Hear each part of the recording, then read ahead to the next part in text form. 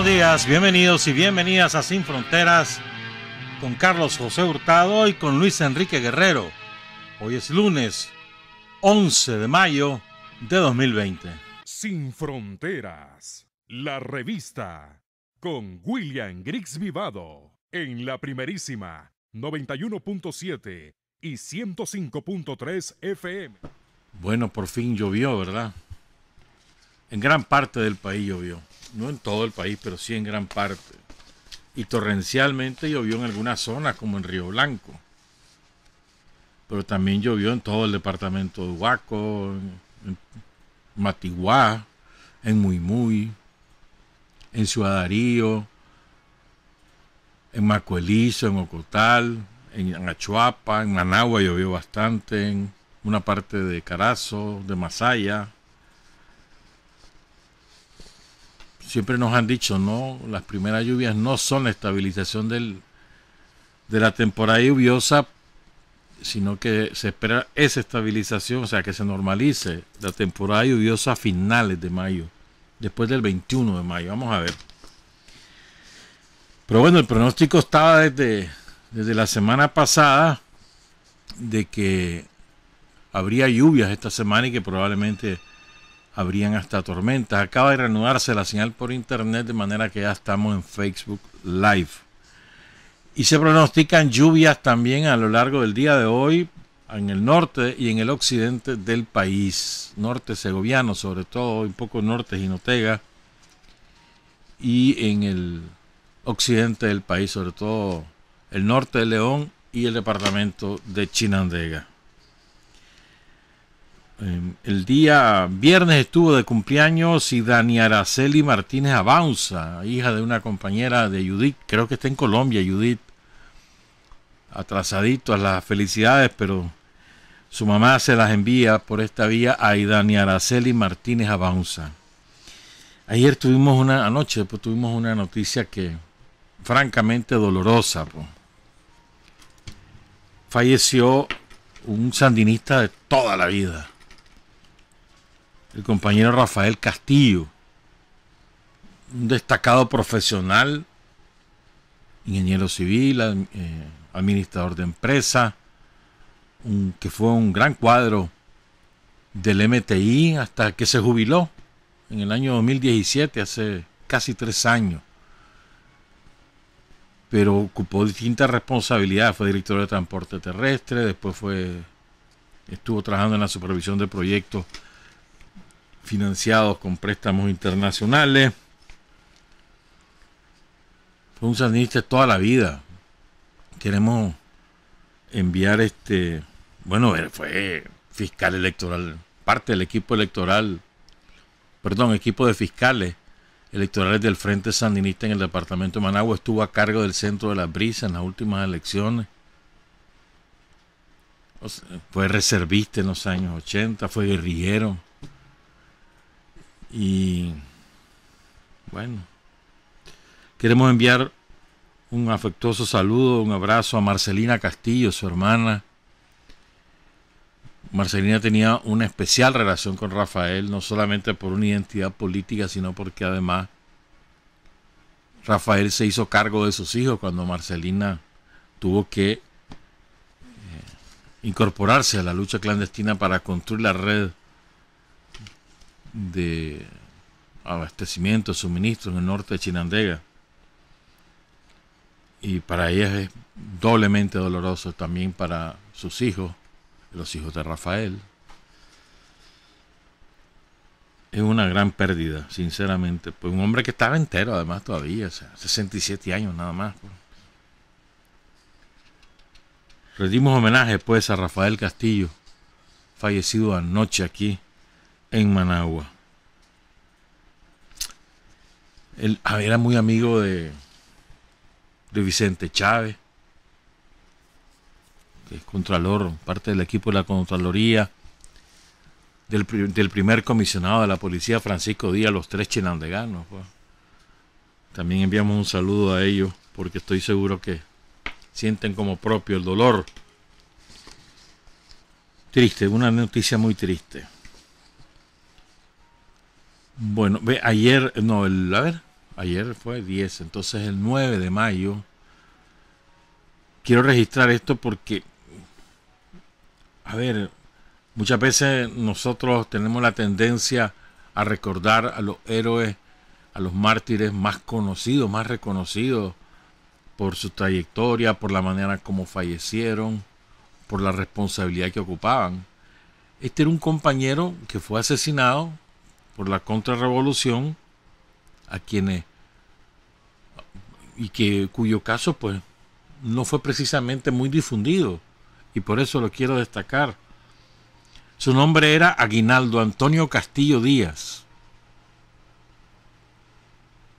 Cayó en el Corozo, que queda entre San Pedro y La Libertad, Chontales.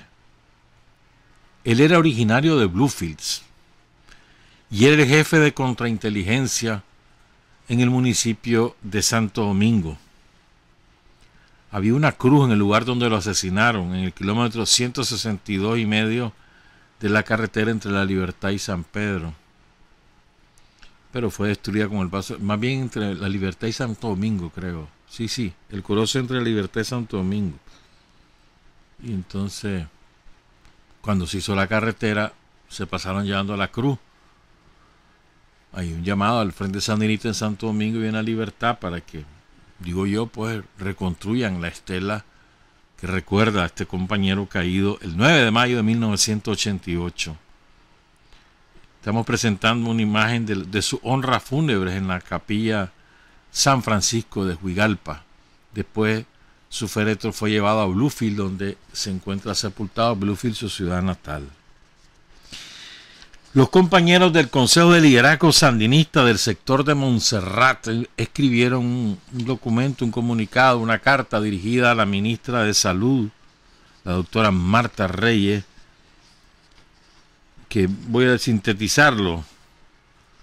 En los momentos difíciles que atravesamos nuestro CLS en el sector de Montserrat, señalamos con orgullo que tenemos un sistema de salud que no es reciente, que ha acumulado valiosos años de experiencia a partir de la restauración del gobierno sandinista. Como pueblo nicaragüense podemos afirmar que las y los médicos especialistas, enfermeras, auxiliares de enfermería en su diario desempeño nos demuestran que más que el salario les impulsa el compromiso de servir a su pueblo, de luchar por preservar su salud y por su disposición de brindar sus conocimientos por amor a nuestra patria. Hacen un reconocimiento a todos ellos en el Ministerio de Salud, en la Facultad de Ciencias Médicas, en el Hospital de la Policía y en el Hospital Militar Dávila Bolaño, además de el reconocimiento a los médicos cubanos que se encuentran en Nicaragua ayudándonos a enfrentar la epidemia. Hemos asistido durante estos días, hemos sido víctimas y testigos de una impresionante cadena de fake news, de noticias falsas, una y otra vez desmentidas por las propias personas afectadas. Mataron a un médico en Chinandega, era mentira. Mataron de COVID a una señora allá a un señor ahí en Somoto. Mataron a un comerciante en el Güembe. Mataron a quien más, así que han matado montones. Y ahí aparecen los cadáveres, o sea, resucitados. Enferman a todo el mundo del COVID, matan a todo el mundo del COVID. Ahora, tampoco es que estamos en el paraíso terrenal y que no hay un solo caso, no es cierto. Pues seguramente hay casos de COVID, seguramente han habido fallecidos del COVID-19. Vamos a esperar el informe oficial de las autoridades. Que menos mal que ya no es diario, porque, digo, tiene que ser periódico eso, una vez a la semana. Con eso yo me conformaría, pues, para saber cómo va la evolución y cómo vamos enfrentando la epidemia, pues. Pero sí, sabemos que hay casos, todos lo sabemos, pues.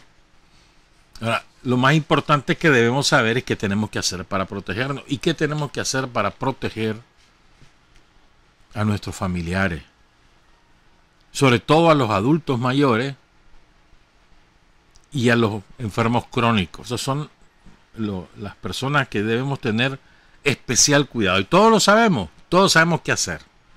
Lavarse las manos constantemente, usar alcohol gel, limpiar las cosas que a menudo tocamos, evitar tocarnos la cara. A ver, yo me toco la cara cada rato. Dicen que el promedio de tocarse la cara es de unas 50 veces por hora. Bueno, yo soy un campeón en eso. Pero bueno, ¿no? Los que están con todos, los que se sienten enfermos, tienen que usar la máscara para no contagiar a otros. La máscara no te protege del contagio, protege a otros de que vos los contagies, pero no te protege del contagio, excepto las máscaras especiales que hay para los médicos. Es así, te protegen de todo, pero la máscara que usamos o que la mayor parte de las personas adquieren no te protegen de adquirir el virus, protegen a otros de que vos los escupas o que les transmita el virus, y dependiendo de la tela de la que está hecha la máscara. Pasa que es psicológico, pues te sentís protegido porque andas en la máscara, pero te la andas quitando a cada rato. Con las manos sucias te las tocas. La sudás, porque en Nicaragua, ¿quién no suda? Decime, ¿quién no suda? Entonces, pero bueno, pues cada quien tiene derecho a protegerse como quiera. Yo he visto que ya algunos andan con eso, ¿cómo se llama eso? No sé cómo se llamará, pues son de esos que tienen vidrio adelante, pues, un vidrio, no un plástico. Se los he visto a algunos cajeros en tiendas, pero también a la gente, se le he visto ahí en la calle. Está bien. Hagan todo lo que crean que deben hacer para protegerse. Magnífico. Magnífico. Hay gente que anda con guantes. No le sirve, pero bueno, se siente a sí mismo protegido. Pues está bien. Todo lo que sea que ustedes crean que les proteja, hay que hacerlo. Pero lo que más nos protege, ¿sabes qué? No caer en el pánico. No caer en el miedo. Ese es tu principal enemigo. Y las viudas del somocismo, ese es su principal propósito, sembrar el pánico, la desconfianza, causar la paralización económica del país, porque su aspiración es que la economía se destruya como una manera de sacar réditos políticos. Eso es todo. Pero además están dirigidos, andan buscando cómo complacer a determinados segmentos del gobierno de Trump para que los complazca con otras medidas de represión contra el gobierno de Nicaragua. Andan en búsqueda de eso, andan desquitando el salario. Pero ¿cómo hacemos para no caer en pánico? Yo creo que la mejor manera es, vos viste una noticia cualquiera, la ves, alguien lo publicó, vos no podés decir salió en Facebook. No, eso no es así. Lo publicó fulano de tal o la fulana de tal o la página tal en Facebook. Ya, primera cosa, no es Facebook. Facebook por sí mismo no publica nada. Publicamos los usuarios. O salió en Twitter, lo mismo. Twitter por sí mismo no publica nada. Lo publicamos los usuarios. O salió en Instagram, lo mismo. O en TikTok, que es la de moda ahora. O en YouTube, o me lo mandaron por WhatsApp. Sí, pero te lo mandó ¿quién? Bueno, primero es alguien que lo hace. Segundo, confirmarlo. Buscar otras fuentes más serias, más institucionales, más para ver si es cierto. Mirar los datos, contrastarlos. No te vayas a la primera. Es elemental. Pero hay personas que a veces incluso como aparecen distintas páginas de más o menos el mismo corte o distintas cuentas del más o menos el mismo corte, entonces vos ya te comenzás a chiviar. No, hombre, confirmar. Recuerden que los famosos 5 elementos, en mi opinión, pues para mí hay 5 elementos. Serenidad, ¿qué significa eso? Agarrar las cosas con calma, hermano. Serenate. Que el sofoque no te conduce a nada. Serenate. La segunda es confianza. Tenés que tener confianza en el gobierno. Te ha demostrado, este gobierno te ha demostrado que se preocupa por vos, que se preocupa por tu familia, que tiene listo un sistema de salud en las mejores posibilidades de nuestro país, que estamos suficientemente dotados para enfrentar la emergencia. Tenemos suficientes camas hospitalarias, suficientes camas de unidades de cuidado intensivo, suficientes recursos farmacéuticos para atender a los enfermos. Eso no significa que va a evitar que todo el mundo, que todos los pacientes, que va a lograr que todos los pacientes sobrevivan y superen. No, hay algunos que van a entrar en shock y van a morir. Desgraciadamente es así. Pero debes tener confianza. Primero, vos tomás todas las medidas. Eso se llama prudencia, sensatez. Tenés que tomar todas las medidas. Te dice el gobierno, te dicen los especialistas, mirá, vas a hacer esto, vas a hacer esto, vas a hacer lo otro. Hacerlo. Protegete. Pero tener confianza que si te enfermas, si contraes el virus, tener confianza. Que cuando llegues al gobierno, a las instituciones de salud, te van a atender bien. Van a hacer todos los esfuerzos posibles para que vos superes la enfermedad. Pero tenés que ser sensato. Si te mandan, te dicen, mira, tu prueba resultó positiva, tus síntomas son leves, pero vas a estar en cuarentena aquí.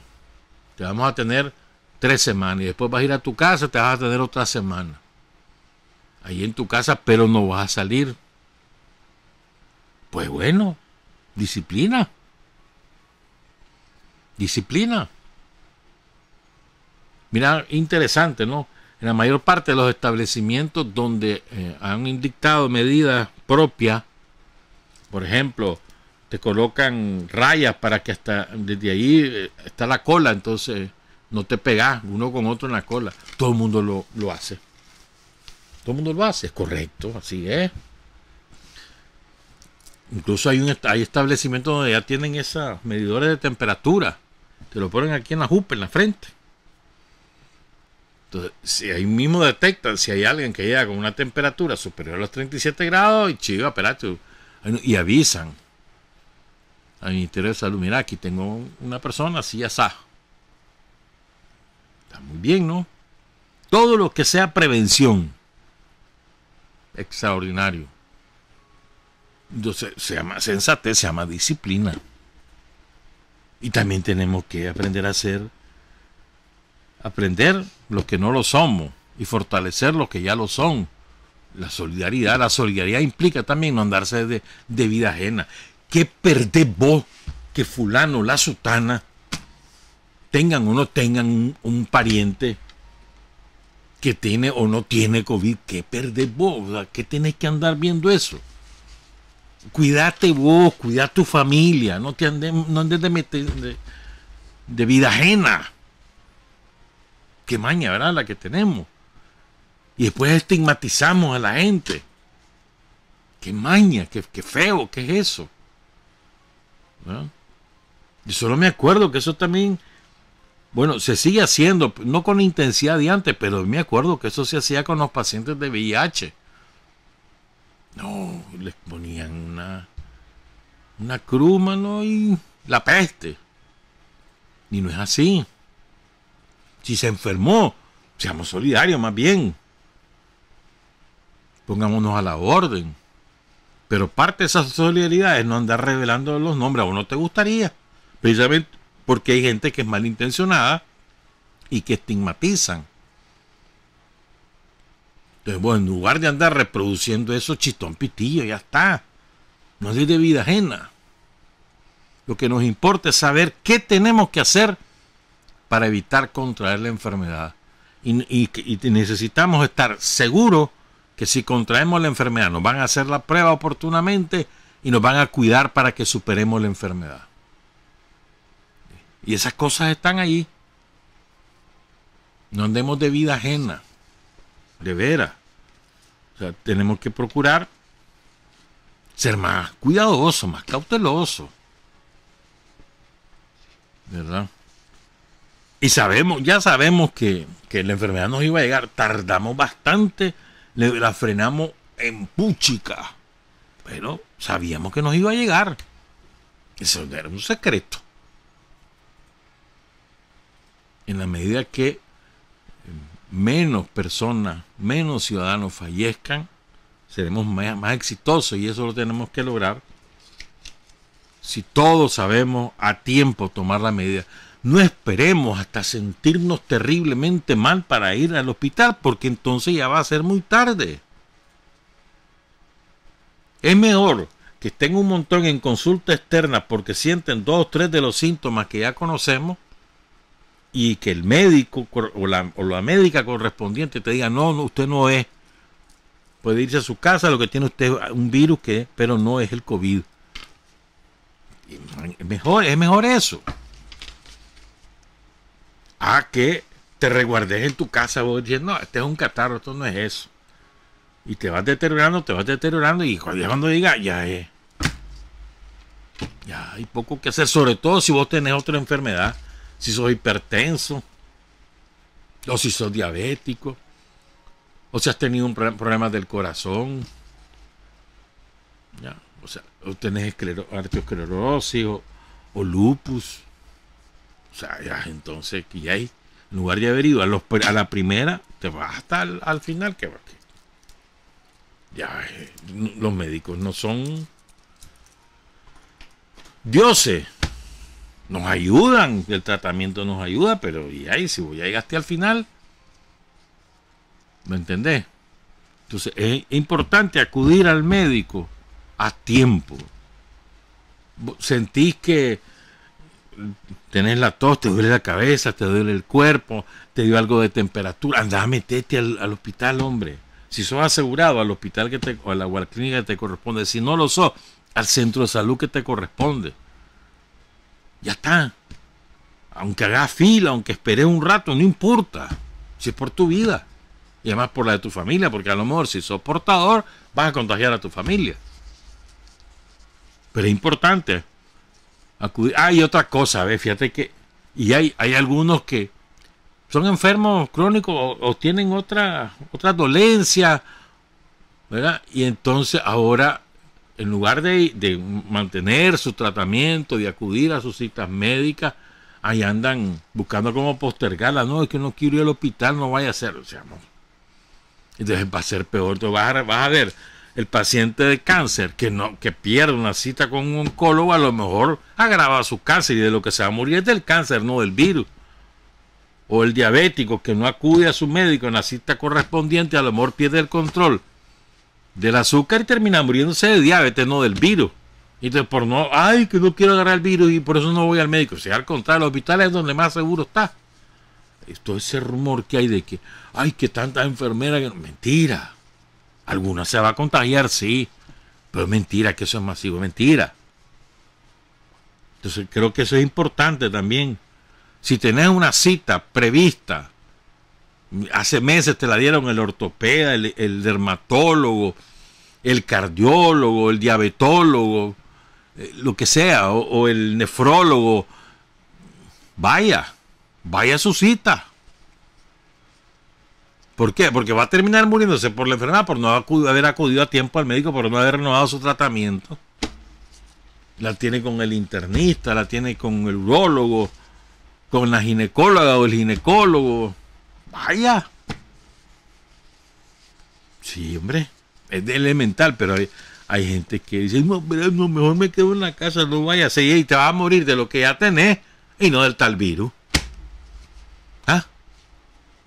¿No te parece lógico? Va a llegar protegido después. Si querés te pones traje, te pones todo lo que vos querrás, pero anda.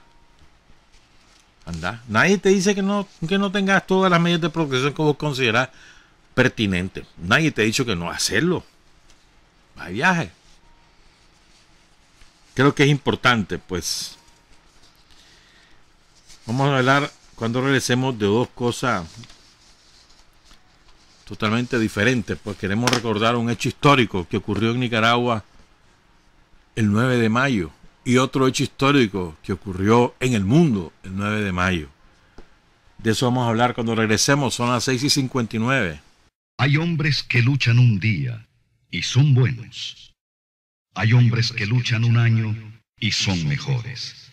Pero hay hombres que luchan toda la vida Esos son los imprescindibles. 7 de la mañana con 2 minutos. El 9 de mayo de 1974 apareció una información que estremeció al país. Una muchacha guapísima, campesina, apareció en el diario La Prensa denunciando la barbarie a la que había sido sometida. Originaria de La Tronca, a unos 20 kilómetros al norte de La Dalia, del municipio del Tuma La Dalia, en el departamento de Matagalpa. Se trata de Amada Pineda Montenegro, nacida el 13 de septiembre de 1943, ya tiene poco más de 76 años. Amada vive aquí en Tipitapa. Y quiero recordar qué fue lo que ocurrió con Amada Pineda. Tenemos una heroína viva, campesina, con una dignidad y una valentía inigualable. Pero recordemos que también por esa época, te estoy hablando antes del asalto a la casa de Chema Castillo, estoy hablando de 1974, o sea, después del terremoto, después que asesinan a Ricardo Morales y Oscar Turcio, se desató una represión salvaje en el campo, en la montaña, salvaje. Y empezaron a asesinar familias enteras, a barrer con aldeas en las montañas del norte nicaragüense. Por ejemplo, recordemos algunos. En el 9 de mayo del 74, el mismo día que ocurre la barbaridad contra Amada Pineda, asesinaron a María Castil, que se había incorporado a la red de colaboradores clandestinos de la guerrilla muchos años antes. En el 75 asesinaron a 12 campesinos a los que acusaron de ser colaboradores de la guerrilla. María Felicia de García, su esposo Luis García y un niño, el bebé de ambos, de 7 meses. A Lucío Martínez y a su esposa Avelina Muñoz de Martínez, a Teresa Celedón, a 2 niños, Mateo y Luciano Páez.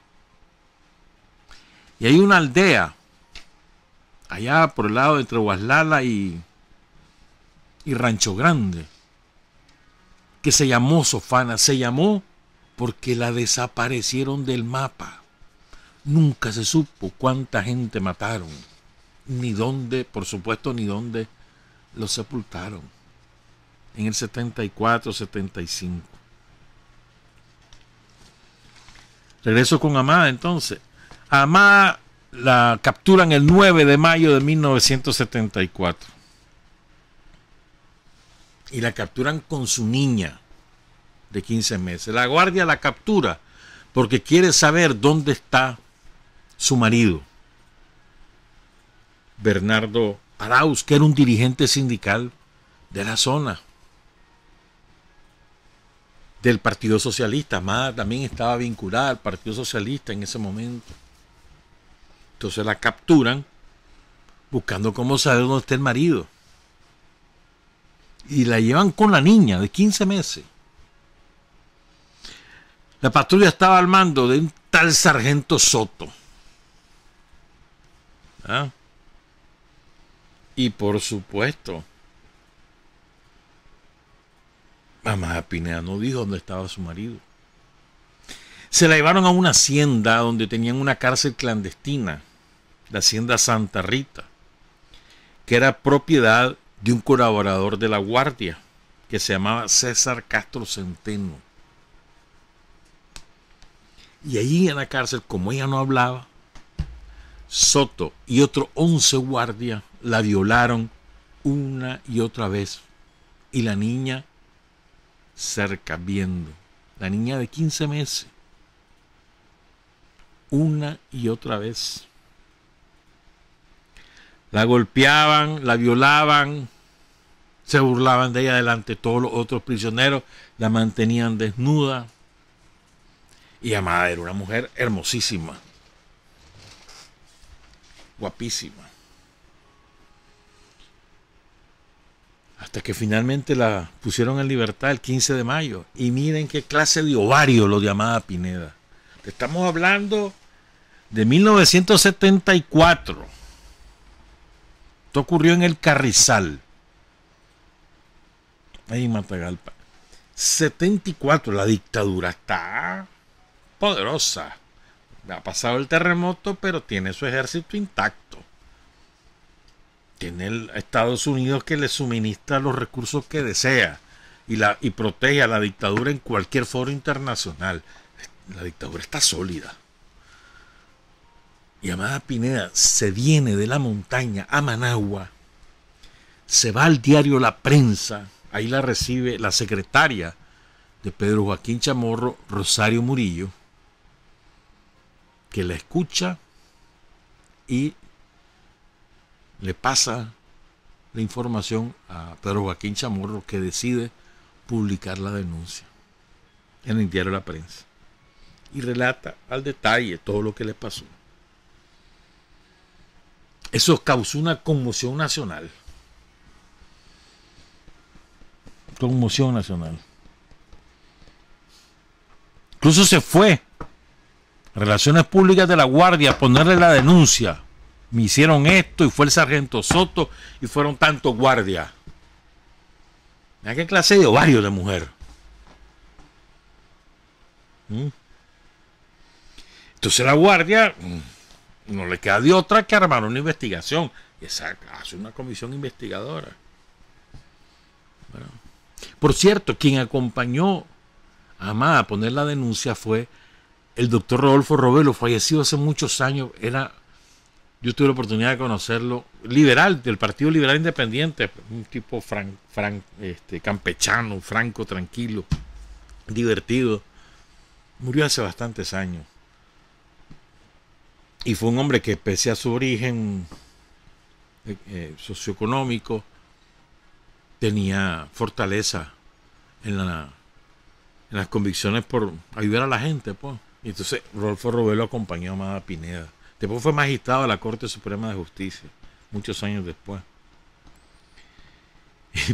Y se acuerda, Amada le entrevistó la revista Visión Sandinista que dirige Mayra Reyes. Y ahí cuenta ella de que el día que fueron, porque entonces viene la Guardia, arma toda la pantomima, se lleva a la Amada al sitio donde ella denuncia que la tuvieron secuestrada y torturada. ¿verdad? Y entonces llegan al sitio y un panal de abejas atacó al doctor Robelo. Y todos los obreros de la finca niegan que allí hubiera una cárcel y quién va a aceptarlo. Si la hacienda era propiedad de un somocista, ¿quién le va a decir la verdad? Aquiles Aranda era el vocero de la Guardia, ¿te acordás? El vocero de la Guardia. Después.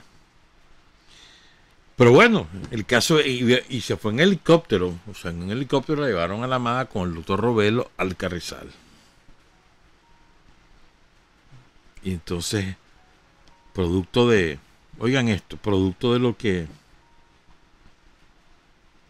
todo lo que estaba viviendo, de la tensión del viaje en el helicóptero, te imaginas el pánico. Y si me tiran del helicóptero, porque ya se oía decir lo que pasaba con los campesinos colaboradores de la guerrilla, o simplemente campesinos que los subían al helicóptero y los dejaban caer. Entonces ella va con el miedo, y si me dejan caer, entonces se desmayó Amada ahí en la finca. ¿verdad? En la finca de César Castro en el Bijao. Bueno, el caso es que los guardias intentaron socorrerla, los guardias que la acompañaban, iban a poner una inyección, pero ahí en eso se despierta. Espere, no, a mí no me están inyectando. Tenía miedo que le echaran veneno también ahí, ¿verdad? Entonces pasaron los días. Somoza aplicó la táctica del olvido. Se fue diluyendo. Y terminó la Amada ante los tribunales acusada por injuria y calumnia. Amada y la prensa acusaron a la Amada de ser una prostituta, de una mujer cualquiera, una mujer de la vida alegre. Ah, qué horrible, vos. ¿No? Pero hay un detalle poco conocido que lo cuenta Pablo Emilio Barreto. Dice Pablo Emilio que Bernardo apareció en público respaldando a su esposa. ¿Ya? Valiente. Además respaldando, no solamente confiando en ella, sino que además aparece respaldándola en público y dice, lo que ella dice es verdad, eso fue lo que ocurrió. Ella no es ninguna cualquiera, ella es mi esposa, una mujer así, así, así. Valiente. La cosa es que Amada y su esposo Bernardo se quedan a vivir semiclandestinos en Managua. El doctor Julio Briceño, que todavía sigue activo en la lucha contra el imperialismo, un médico muy destacado, formado en la Unión Soviética, doctor Briceño atendió a Amada Pineda. Y después el Partido Socialista logra que se vaya para la Unión Soviética a atenderse. Al regreso pasan por Cuba y luego regresan a Nicaragua. Y entonces, puesta en Nicaragua, se involucra con el Frente Sandinista, con la tendencia tercerista. A los dos les tocó estar en la zona de Belo Horizonte. A ella le tocaba estar cocinando para las escuadras de guerrilleros que estaban en la insurrección de 1979. Y después los dos jale en el repliegue. De manera que Bernardo estaba incorporado a una unidad de combate, tanto en Managua como en Masaya. Y a los dos los sorprende el triunfo de la revolución en la ciudad de Masaya. Pero Amada Pineda es un ejemplo de mujer. Recuerdan, ¿verdad? A uno de sus hijos, a Francisco Arauz Pineda, lo asesinaron aquí en Managua. Ya los criminales que estaban en Lupoli danzaron alrededor de su cuerpo, incineraron su cuerpo. ¿Recuerdan? ¿Quién iba a decirle a Amada que su hijo iba a ser asesinado, ¿verdad?, mientras el Frente Sandinista estaba en el gobierno? ¿Quién le podía decir eso? ¿Quién le podía decir que los somocistas iban a resucitar de esa manera? Y ese dolor, me imagino, debe ser inenarrable. Su hijo se había incorporado al Frente Sandinista también en los años 70. Y bueno, Amada recibió la orden Carlos Fonseca en la plaza 19 de julio, ¿se acuerdan? Daniel la invitó. No olvidemos eso también. Tuvieron 8 hijos, si mal no recuerdo. 2 de ellos fallecieron cuando eran muy niños, ¿verdad? Y ahí sigue Amada Pineda, incorporada en lo que puede, trabajando con lo que puede. Sus hijos, sus nietos. Fíjate que los 2 niños que le murieron, uno a los 3 meses y otro a los 4 años. Y su hijo mayor murió en el 79, Armengol. Quedan todavía con vida sus otros 5 hijos. Bueno, un saludo a Amada Pineda, toda la familia. Son un ejemplo. Ahí lo tenemos. Son un ejemplo de firmeza, de lealtad, Hay una frase de ella. Porque dijeron, tal vez te componer, parece que le dijo un guardia, algo así. Y entonces ella dice, mi odio eterno para la guardia somocista y mi lealtad a los guerrilleros será para siempre. Una frase muy bonita. Bueno, fíjense que nosotros a veces, como vivimos mucho viendo a nuestro ombligo, no nos damos cuenta o no nos sabemos informar de eventos que han cambiado la historia de la humanidad y a nosotros también. Y estoy hablando de la epopeya, de la proeza del pueblo o de los pueblos soviéticos que vencieron a Hitler el 9 de mayo de 1945. Fíjese que eso, cuando uno lee, o sea, uno ha leído muchísimo sobre eso y yo me he puesto a releer a propósito del 75 aniversario de esa victoria y uno encuentra cosas nuevas, pero es una cosa impresionante.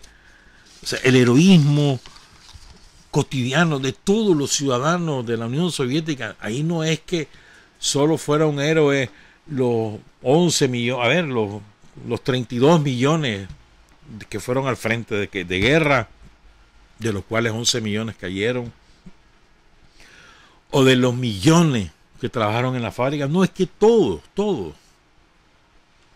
Por eso es que la Unión Soviética denomina a ese evento histórico la Gran Guerra Patria, porque para ellos fue la defensa de su patria.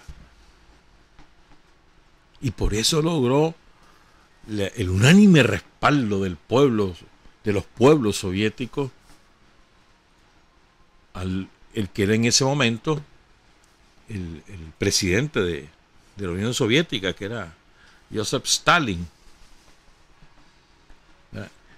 Y quiero contarles algunas cosas que ocurrieron, de las que uno se acuerda, pues, de las que uno ha leído, que no son precisamente, no te voy a contar el sitio de Leningrado. Investiguen el sitio de Leningrado. Los invito, pongan Leningrado y les va a aparecer montones de relatos. Lo que ocurrió en Leningrado es una cosa fuera de la imaginación. O sea, ¿cómo te puedes explicar vos que una ciudad que creo que en aquel momento tenía 4 o 5 millones de habitantes,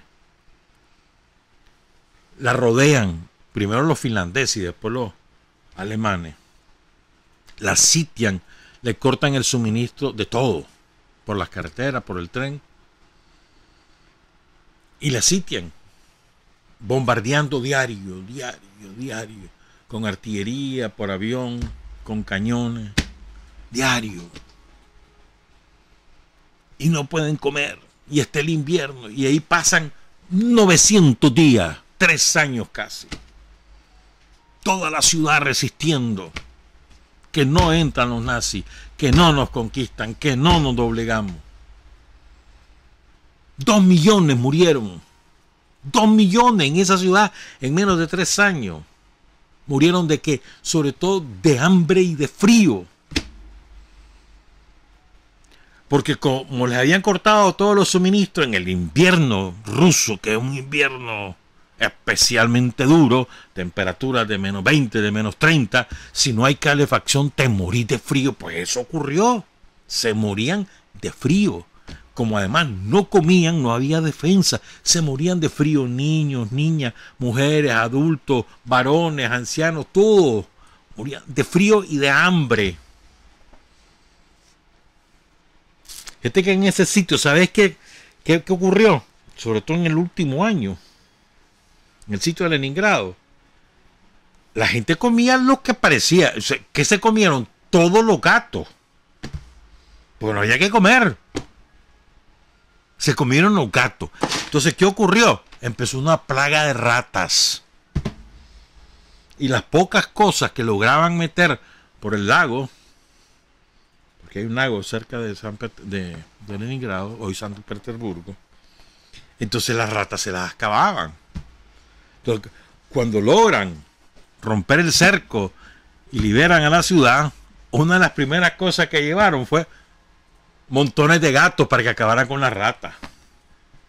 En batallón gatuno. En serio, camiones repletos de gatos, ¿verdad? Los dejaron salir en la ciudad para que acabaran con las ratas. Recuerdo un detalle, no sé si es así. Porque los nazis, pongan cuidado, los nazis, cuando atacan en 1941, se van, sobre todo el occidente de Rusia, el frente oriental se llamaba para los aliados, pero es el occidente de Rusia, y van avanzando. ¿Ya? Entonces, pero no hay pueblo, no hay aldea que van ocupando los nazis que se rinda. En ningún pueblo se rindió. Todos combatieron. ¿No? Y eso hasta los nazis, los soldados nazis, los oficiales nazis escribían cartas. Y hay muchos testimonios de la valentía, de la temeridad, de la dignidad de los rusos. ¿De dónde sacan fuerzas? Decían. Recuerdo una que leí, ¿ya? Está en un combate, los rusos tienen, los soviéticos tienen un solo tanque de la Primera Guerra Mundial, pero los está frenando. Finalmente los nazis logran aniquilarlo y entonces le pegan fuego. Pues entonces de ahí sale el tanquista y sale con una pistola y se vuela a 2 o 3 nazis y finalmente lo matan. Cuando entran los nazis al tanque, el hombre estaba sin pierna. O sea, se le había cercenado las piernas el ataque de los nazis, y aún así el hombre sin pierna sacó su pistola y murió disparando. Pero como eso hay montones. Más de 1 millón de mujeres, para los que dicen que las mujeres no sirven para lo militar, más de 1 millón de mujeres se incorporaron al frente de guerra, y las mejores francotiradoras eran las mujeres. ¿Sabes? Otra que los caballos, había también era, la caballería era también importante. No en términos militares exactamente como para desequilibrar una batalla, pero sí para penetrar un flanco y partirlo, para ese tipo de maniobra. Entonces se usaba mucho la caballería para maniobras sorpresivas. Pero además los caballos servían de alimento.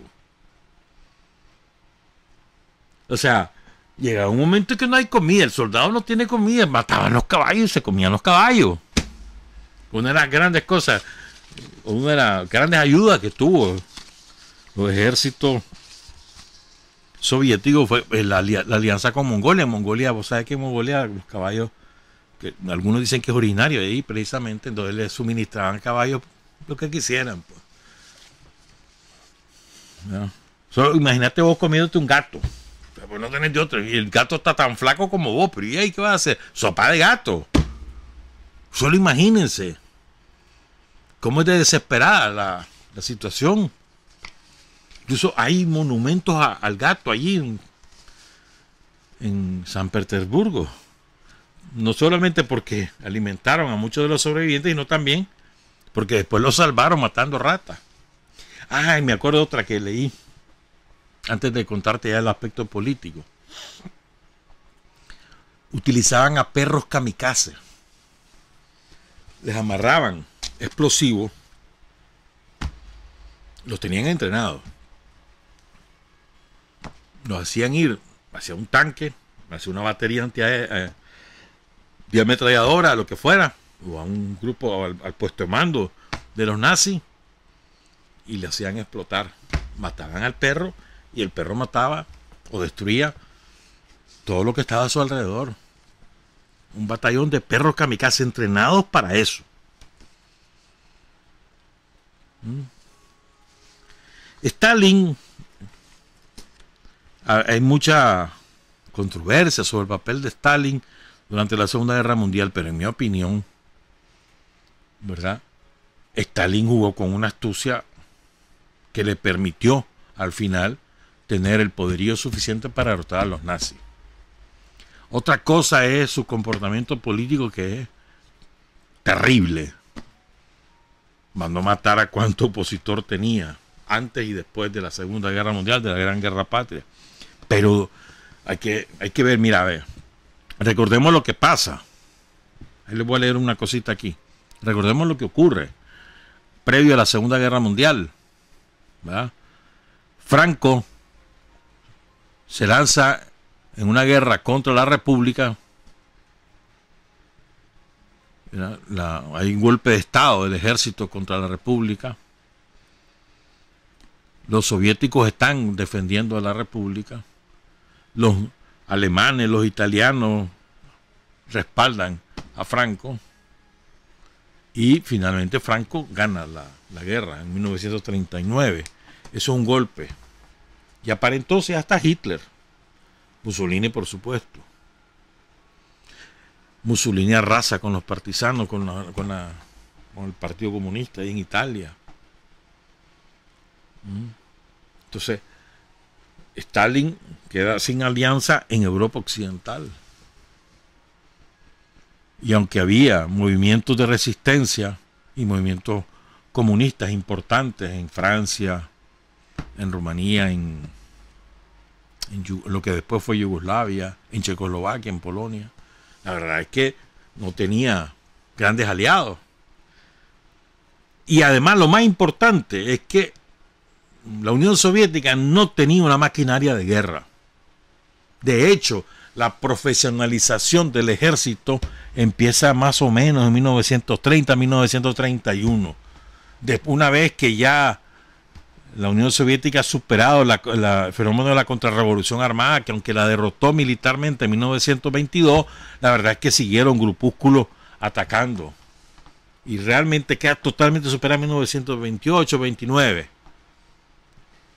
Un detalle es ese, pues entonces la decisión de profesionalizar el ejército, de capacitar a sus oficiales, de ser profesionales de las armas, más o menos en 1930.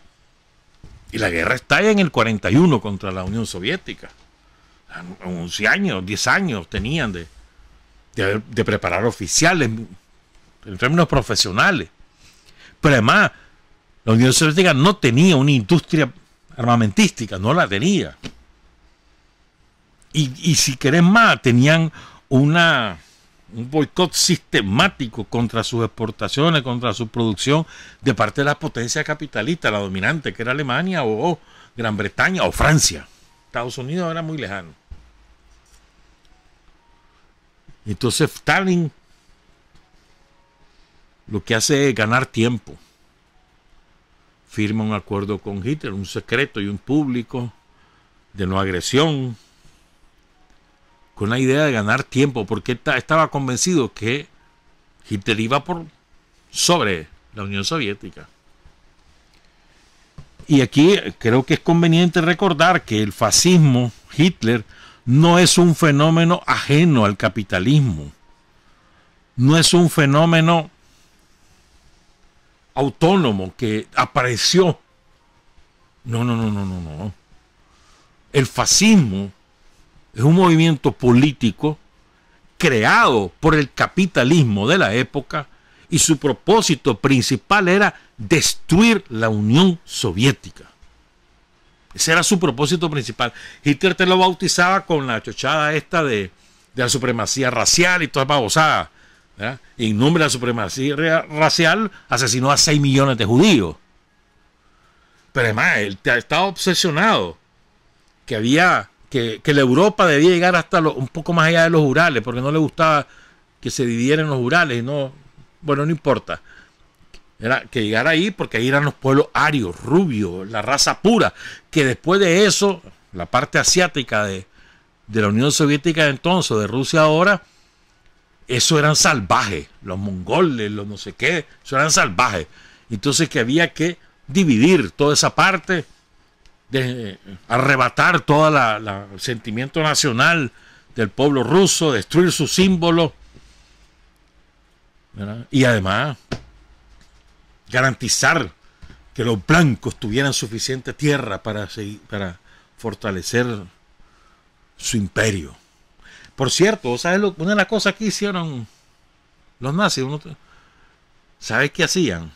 Se iban a los pueblos rusos, los pueblos eslavos, pues, rusos, rumanos, polacos, los checos, los eslovacos, y entonces buscaban a las muchachas blancas, rubias, de ojos azules, ojos verdes, ¿verdad?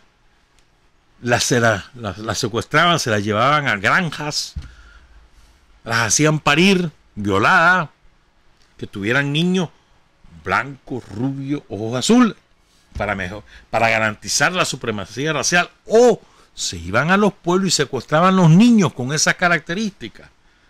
Unos 200.000 más o menos se calcula que se llevaron. La inmensa mayoría nunca supo que era secuestrado, o si lo supo por alguien, pero no los asumía como propio, y se quedaron en Alemania después del fin de la Segunda Guerra Mundial. Mira qué horrores lo que se hicieron. O sea, estamos hablando de un fenómeno del capitalismo, ¿verdad? Y hay una cosa que incluso Stalin la recuerda en el discurso del no recuerdo qué número del Congreso del Partido Comunista es, en 1939. Stalin habla del comportamiento de la industria en todo el mundo capitalista, de la industria en la Unión Soviética. La única industria que estaba creciendo en los últimos 10 años era la de la Unión Soviética, e iba enderezada a convertirse en una potencia industrial en un plazo relativamente corto, y eso lo sabían los imperialistas y no les convenía. Había una crisis económica que ya estaba creada después de la Primera Guerra Mundial, y que en los últimos 5 o 6 años, antes del estallido de la Segunda Guerra, se había vuelto muy, muy grave. En cambio, la Unión Soviética iba para arriba. Entonces, miren, Fidel lo cuenta en un discurso de 1975, en el 30 aniversario. El 30 aniversario de la victoria sobre los nazis. Lo recuerda muy bien. Pero vos sabés lo que ocurrió. O sea, Stalin gana tiempo para hacer la industria militar. ¿Qué significa la industria militar? Fabricar aviones, tanques, municiones, uniformes, ya, fusiles, todo. Fabricar, y además capacitar a oficiales suficientes que le dirigieran la guerra. No los tenía. Por eso es que los nazis avanzan y llegan y sitian San Petersburgo y llegan a unos cuantos kilómetros de Moscú. Vos sabés lo que ocurrió en Moscú. La gente, mirá cómo fue en Moscú. Mirá cómo todo el pueblo se involucró en la guerra. En Moscú no hubo necesidad de hacer un reclutamiento forzoso. En general, en la Unión Soviética, todo el mundo se alistaba voluntariamente. Gente que incluso falsificaba su edad, chavalos que tenían 16 años, falsificaban su edad para incorporarse al frente de guerra, porque la edad mínima era 18 años. Pero bueno, en Moscú, la gente lo que hizo fue proteger el Kremlin, proteger a Lenin. Y entonces a Lenin se lo llevaron, el cuerpo de Lenin embalsamado, se lo llevaron a un lugar secreto para protegerlo de un eventual bombardeo. Y lo que hicieron fue camuflar toda la ciudad. Lo pintaron de otra manera, hasta una carretera la pintaron de manera que pareciera camino y que desde el aire creyeran que era un camino, y en otro lado pintaron algo como que si fuera carretera. Entonces la que no era carretera, que era una zona boscosa, terminó bombardeada no sé cuántas veces, y no era carretera, pero su carretera principal quedó intacta. O sea, una cosa. ¿Sabes lo que hacían en Moscú? Como todos los días bombardeaban, y todos los días es todos los días. Y la idea era lanzar bombas incendiarias para que se incendiara Moscú, que desapareciera Moscú, que el símbolo del poder soviético quedara resquebrajado. Entonces, los que estaban en la ciudad, pues la mujer, no importa la edad, algunos eran obreros, los que se dedicaran, pero entonces se subían a los techos de las casas, cuando caían las bombas, agarraban las bombas incendiarias y las lanzaban a otro lado para que no estallaran en las casas. Entonces esa era su labor. Una cosa extraordinaria, pues. Fue una guerra de todo el pueblo por defender su patria. No hubo necesidad de hacer nada a la fuerza. Todo el mundo se involucró. Claro, hubo algunos, ¿verdad?, contrarrevolucionarios derrotados que se sumaron a los nazis. En Ucrania, por ejemplo. O bueno, no importa, pues. Pero yo quería recordar ahora parte de lo que dijo Stalin, lo que dijo Fidel. Miren, hay un discurso de Stalin muy, ya te digo, yo no recupero a Stalin desde el punto de vista de estadista o de político, pero sí sin Stalin difícilmente la Unión Soviética hubiera logrado ganar esa guerra, pues. Supo dirigir esa guerra. Y sembró toda, bueno, esa es otra cosa, sembró el grueso de la industria militar en las montañas de los Urales, y lo hizo en 3 años. Tenía una industria salvaje, y Rusia, la Unión Soviética, pierde casi toda su flota aérea en el primer año de combate con los nazis. Se la destruyeron. O sea, para darte un ejemplo, pues, o sea, si los nazis avanzaron y llegaron a las puertas de Moscú, hermano. Y después vino la contraofensiva gracias a Leningrado y a Stalingrado también, o sea, otra resistencia heroica, la de Stalingrado, hoy Volgogrado. Pero ahora, quiero recordar esto, fíjense. Stalin el 22 de junio. Ciudadanos, hombres de nuestro ejército, de la marina, me dirijo a vosotros, mis amigos. El pérfido ataque militar a nuestra tierra, iniciado el 22 de junio por la Alemania de Hitler, continúa. A pesar de la heroica resistencia del Ejército Rojo, y aunque las más selectas divisiones enemigas y las mejores unidades de la Fuerza Aérea han sido hechas pedazos y han encontrado su muerte en el campo de batalla, el enemigo sigue avanzando, lanzando fuerzas de refresco al ataque. Las tropas de Hitler han logrado capturar Lituania, una considerable parte de Letonia, el oeste de la Rusia Blanca y parte del oeste de Ucrania. La Fuerza Aérea Fascista está ampliando el ámbito de operaciones de su bombardeo y está bombardeando Murmansk, Orsha, Mogilev, Smolensk, Kiev, Odessa y Sebastopol. Un grave peligro se cierne sobre nuestro país. ¿Verdad? Sigue, me salto esto y dice: la historia muestra que no hay ejércitos invencibles y nunca han existido. Lo mismo debe ser dicho hoy del ejército fascista alemán de Hitler. Ese ejército aún no se ha encontrado con una seria resistencia en el continente europeo. Solo en nuestro territorio ha encontrado una resistencia seria. Y si como resultado de esta resistencia las mejores divisiones del ejército fascista alemán de Hitler han sido derrotadas por nuestro ejército rojo, significa que este ejército también puede ser machacado y será machacado como lo fueron los ejércitos de Napoleón y Guillermo.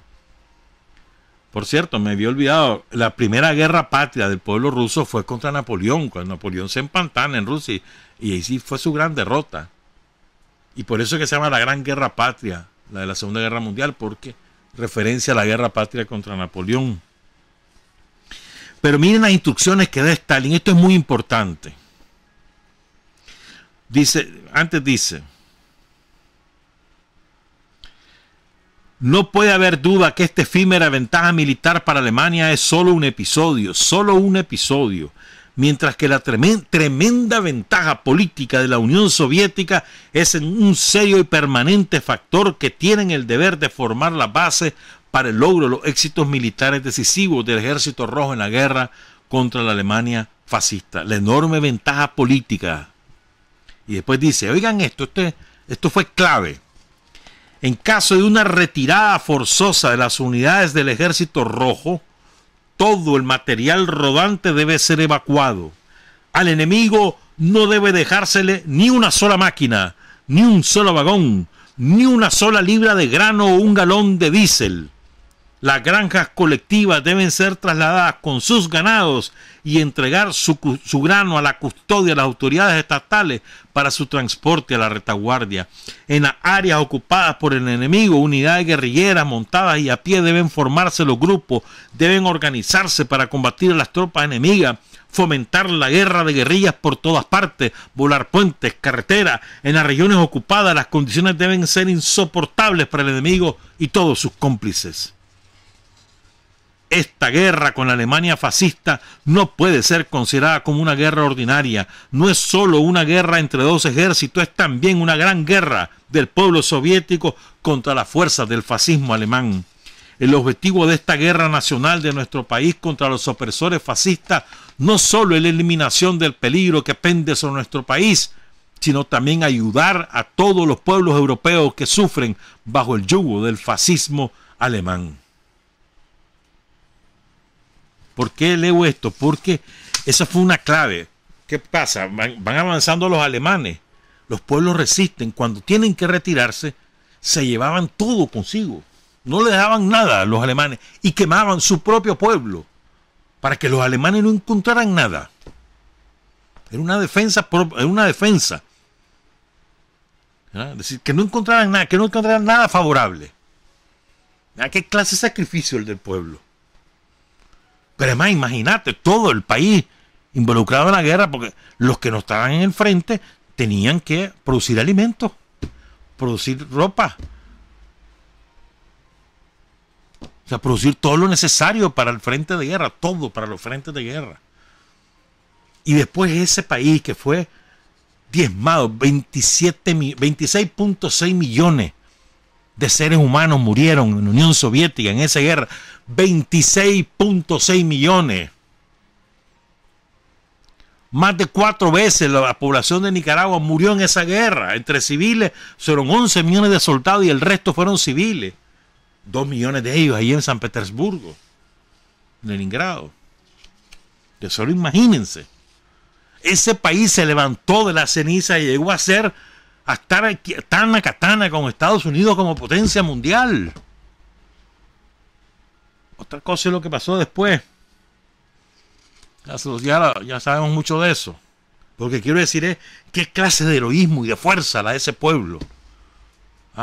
Que de la ceniza logró surgir. Imagínate que en la batalla espacial, ¿quién es el primero que manda un cohete al espacio? La Unión Soviética. Y así como eso, montones de cosas. Pero ahora quiero irme con Fidel, porque Fidel hace el enfoque político, ¿verdad? Y dice Fidel: el fascismo surge en el mundo precisamente después de la Revolución de Octubre. El fascismo surge en el mundo como un instrumento contra el marxismo-leninismo. Fueron los países capitalistas y los países imperialistas los que crearon las condiciones para el surgimiento del fascismo en el mundo, y toda la campaña de los fascistas desde que surgieron en Europa se encaminaba hacia el anticomunismo, hacia el exterminio de los comunistas y hacia la destrucción de la Unión Soviética. El fascismo era la expresión más acabada del pensamiento reaccionario burgués e imperialista, y desde que Hitler salió a la palestra pública, declaró sus propósitos de agredir un día a la Unión Soviética y proclamó sus doctrinas racistas y sus ideas acerca del exterminio de pueblos enteros, de la esclavización de decenas de millones de hombres y de las conquistas de nuevos territorios.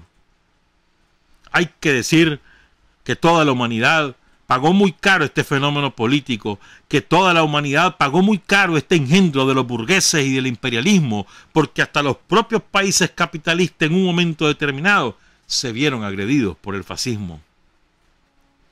En el fondo, la política de aquellas potencias se encaminaba a lanzar el fascismo contra la Unión Soviética, a empujar a la horda hitleriana hacia la Unión Soviética. Esto es importante. Ahora voy a saltarme parte de este discurso para ir hasta aquí. Cuando se produce la agresión a la Unión Soviética, se encuentran por primera vez con un tipo de ejército diferente, con un tipo de soldado diferente, con un tipo de pueblo movido por otras motivaciones y se encuentra desde el primer instante con una resistencia encarnizada. Los soldados soviéticos morían defendiendo sus posiciones. Los soldados soviéticos se negaban a rendirse. Los soldados soviéticos no se dieron jamás por vencidos y cuando estaban cercados una y otra vez atacaban y contraatacaban para tratar de abrirse paso. Y a pesar de los tremendos golpes que propinó la traición del enemigo en los primeros días de la guerra y en los primeros meses, en ningún instante aquel pueblo y aquel ejército se desmoralizaron. El ejemplo de la Unión Soviética y la epopeya de su gran guerra patria demuestran en primerísimo lugar la superioridad del sistema socialista, la fortaleza del sistema socialista y la fuerza de las ideas marxistas-leninistas. Quiero irme ahora a las razones de la victoria. Dice Fidel, ¿cómo pudo el pueblo soviético reaccionar, recuperarse de los golpes iniciales de más de 5 millones de soldados enemigos y la maquinaria bélica agresiva más poderosa que hasta entonces había conocido el mundo? ¿Cómo pudo aquel pueblo, en medio de aquel ataque, a pesar de la profundidad del avance de las tropas enemigas, a pesar de las enormes pérdidas materiales y humanas, recuperarse? Porque si grande fue la proeza de los soldados, extraordinariamente grande fue la proeza de todo el pueblo.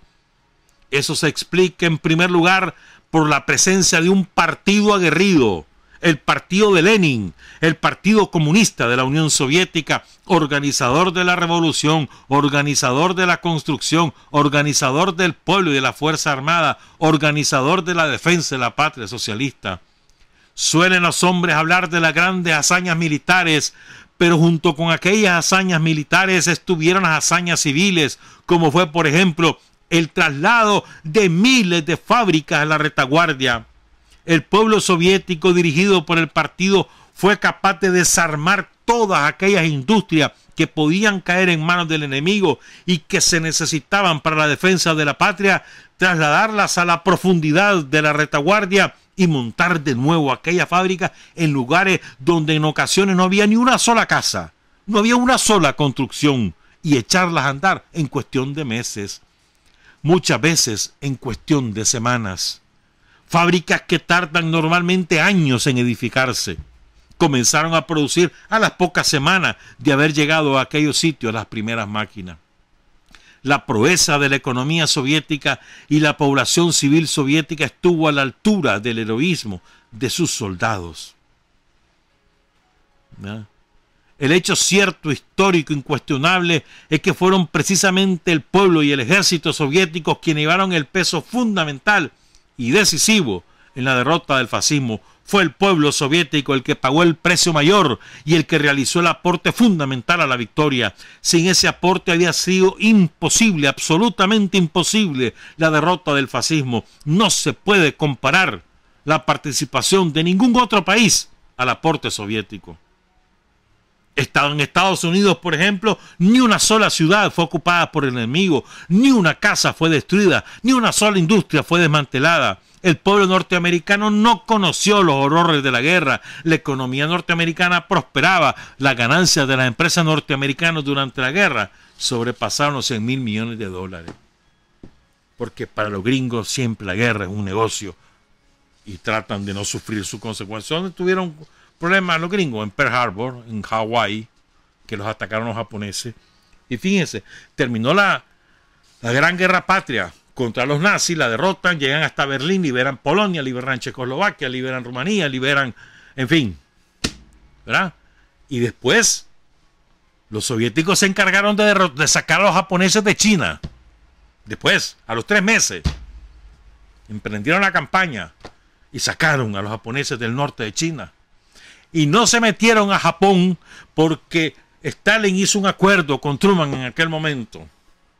Ahí lo iban a dejar que se ocuparan ellos. Pero estaban listos a entrar a Japón. ¿Qué hubiera pasado en el mundo si Japón hubiera sido liberado por la Unión Soviética y no por Estados Unidos? Para comenzar, nunca hubiera habido las bombas atómicas sobre Hiroshima y Nagasaki. Para comenzar. Quiero cerrar esto con un homenaje al pueblo soviético, hermano. Miren, hasta 1942, 43, el himno de la Unión Soviética era la Internacional. Y el himno del Partido Comunista de la Unión Soviética, el PQS, la música de ese himno y la letra de ese himno se pasó a convertir un poco modificada en el himno de la Unión Soviética. Y la Internacional dejó de ser el himno de la Unión Soviética. Eso fue por encargo de Stalin en 1943. ¿Verdad? El autor de la letra de ese himno es Sergei Mikhalkov. ¿Verdad? El del himno del partido bolchevique fue Lev Kumach, y Mikhalkov fue el que redactó el himno de la Unión Soviética del 43, el reformado en el 53 y el actual de la Federación Rusa. Al principio le llamaron la gran canción patriótica Stalin, pero después eso fue eliminado, ¿verdad? Cuando muere Stalin, asume el poder Nikita Khrushchev, y una de las cosas que hace es desestalinizar la sociedad, y lo primero que hace es quitar la referencia a Stalin en el himno de la Unión Soviética. Les voy a presentar ese video. Hay imágenes de Lenin, de Stalin también, de la Segunda Guerra Mundial.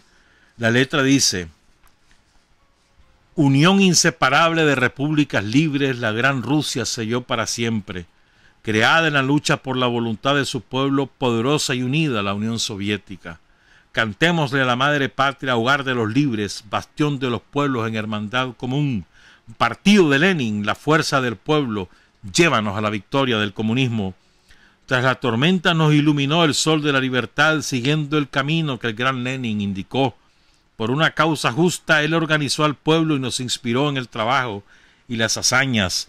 En la victoria del ideal comunista vemos el porvenir de nuestra querida nación, y a la bandera roja ondeante de la patria gloriosa permaneceremos siempre fieles.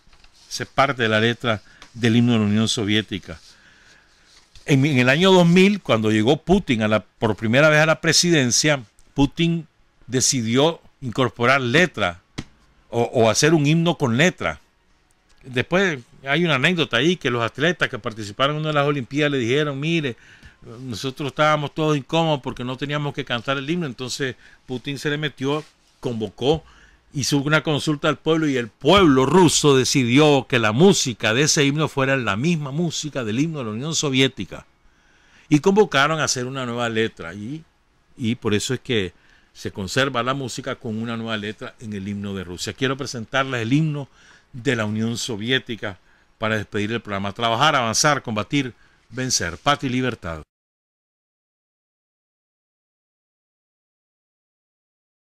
Revolución es sentido del momento histórico. Es cambiar todo lo que debe ser cambiado. Es igualdad y libertad plenas. Es ser tratado y tratar a los demás como seres humanos. Es emanciparnos por nosotros mismos y con nuestros propios esfuerzos. Es desafiar poderosas fuerzas dominantes dentro y fuera del ámbito social y nacional.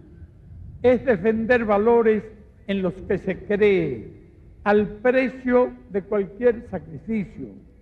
Es modestia, desinterés, altruismo, solidaridad y heroísmo. Es no mentir jamás ni violar principios éticos. Es convicción profunda de que no existe fuerza en el mundo capaz de aplastar la fuerza de la verdad y las ideas. Revolución es unidad, es independencia, es luchar por nuestro sueño de justicia para Cuba y para el mundo, que es la base de nuestro patriotismo, nuestro socialismo y nuestro internacionalismo.